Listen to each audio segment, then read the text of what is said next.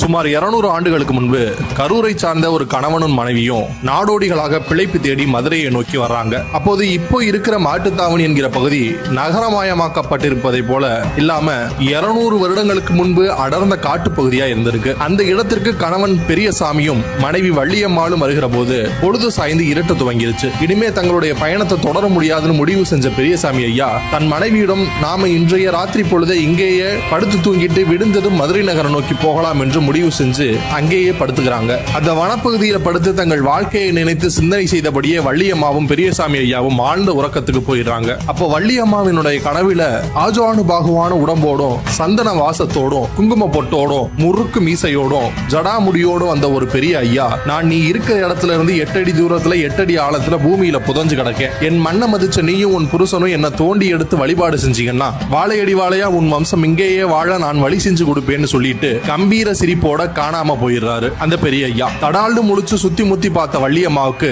காத்துல சந்தன வாசனை மட்டும் சலசலன்னு அடிச்சிருக்கு. பக்கத்துல தூங்கிட்டு இருந்த தன் கணவனை தட்டி எழுப்பின வள்ளியம்மா தான் கண்ட கனவையும் அதுல கம்பீரமா வந்த கடவுள் வாக்கையும் சொல்லி தன் கணவனை சாமியை தோண்டி எடுக்க ஊர் மக்களை ஒண்ணு திரட்ட சொல்றாங்க வள்ளியம்மா. ஆனா பெரிய சாமியோ, நாமளே பஞ்சம் முளைக்க நாடோடிகளா ஊர் விட்டு ஊர் வந்திருக்கோம், நாம பேச்சை எப்படி இந்த ஊர் மக்கள் நம்புவாங்க, பேசாம வா நாம இந்த இடத்துல இருந்து இப்பவே போயிடலாம்னு சொல்ல வள்ளியம்மாவோ, வாழ வழி இல்லாம வகை வகையா சுத்துற நமக்கு வாழ்க்கை கொடுக்க தேடி வந்த தெய்வத்தினுடைய வாக்க நாம தட்டி கழிக்க வேண்டாங்க, 8 அடி ஆழம் தானே எனக்காக தோண்டுங்கன்னு சொல்றாங்க வள்ளியம்மா. வள்ளியம்மாவினுடைய வார்த்தையில் இருக்க உண்மையை நம்பின ஊர் மக்கள் ஒன்னு சேர்ந்து 8 அடி தூரத்துல 8 அடி பள்ளத்தை தோன்றாங்க. பார்த்த கண்ணெல்லாம் பரவசமாக, பேசின வாயெல்லாம் மூச்சடைச்சு போக, பூமிக்கு அடியிலிருந்து புதுசா மலை முளைச்ச மாதிரி ஊர் மக்கள் உடம்பெல்லாம் சிலிர்க்க பாண்டி முன்னி ஐயா சிலைய பக்குவமா மேல எடுக்கிறாங்க. மண்ணுக்கு அடியில இத்தனை நாளா புதைச்சிருந்த மாணிக்கத்தை அங்கேயே கோவில் கட்டி அவர் விருப்பப்படி வள்ளியம்மா வம்சத்தையே பூஜை செய்ய வச்சாங்க. இன்றளவும் பூஜை செஞ்சுக்கிட்டும் இருக்காங்க. சரி, மதுரையை காக்க வந்த பாண்டிமுனி ஐயா மண்ணுக்குள்ள போயிருந்த காரணம் என்னன்னு நாம தெரிஞ்சுக்கணும் இல்லையா?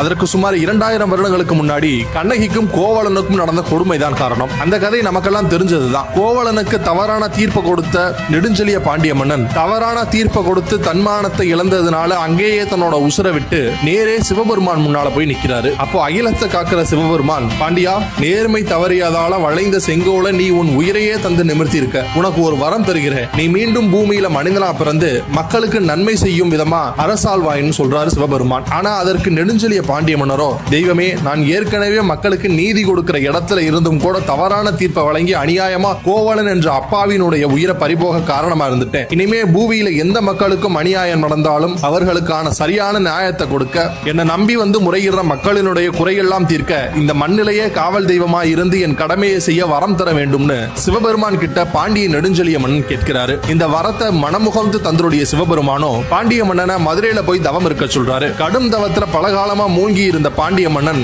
கல்லா மாறி பூமியில புதைஞ்சு கிடக்காரு. சரியான காலத்துல வள்ளியம்மாவினுடைய கடவுளை தோன்றி கடவுளா இந்த மக்களை காக்க துவங்கி இருக்காரு பாண்டிமுனி ஐயா. அங்க பாண்டிமுனி ஐயா மட்டும் இருந்து அருள் புரியல. அவருடைய பரிவார தெய்வங்களான சமய கருப்பரும் ஆண்டிச்சாமியும் பாண்டி ஐயாவினுடைய வாக்குக்கு கட்டுப்பட்டு அவர்களுடைய பக்தர்கள் அனைவருக்கும் நன்மை செய்துட்டு இருக்காங்க.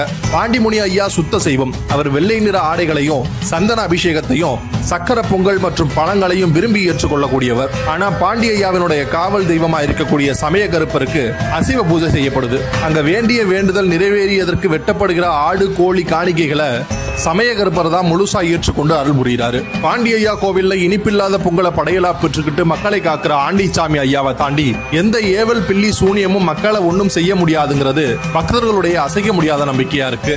இன்றளவும் அநீதி இழைக்கப்பட்டு அவதிப்பட்டுக்கிட்டு இருக்க மக்களுக்கும், நான் எதுவுமே தப்பு செய்யல, ஆனா வீணா இவன் என் மேல இந்த வீண் பழியை சுமத்திட்டான்னு சொல்றவங்களுக்கும், நான் இவனை எவ்வளவோ நம்பினேன் ஆனாலும் நம்ப வச்சு துரோகம் செஞ்சுட்டான் என்பவர்களுக்கும், இனி எங்களுக்கு நீயே துணை, நீயே நீதி தேவனா இருந்து எனக்கான நீதியை கொடுக்கணும்னு பாண்டிய ஐயா கிட்ட சொல்லிட்டா போதும். இனி அந்த பிரச்சனையை அவருடைய சொந்த பிரச்சனையா நினைத்து நீதி வழங்கிடுவாரு பாண்டிய ஐயா. குழந்தை பேர் இல்லாதவர்களுக்கு குழந்தை பேரும், திருமணம் ஆகாதவர்களுக்கு திருமண பாக்கியத்தையும், சொத்து குடும்ப பிரச்சனை போன்ற எல்லாவற்றையும் பாண்டிய ஐயா கிட்ட வந்து சொல்லிட்டு போயிட்டா போதும். அனைத்து பிரச்சனைகளையும் அவரே தீர்த்திடுவாரு. நீங்க மதுரை சுற்று வட்டார பகுதிகளில் உள்ள 10 நபர்களிடம் பேரை கேட்டீங்கன்னா அதுல குறைந்தது 3 நபர்களின் பெயர்லையாவது பாண்டி இருக்கும். இதுவே பாண்டிய ஐயாவின் அருளுக்கு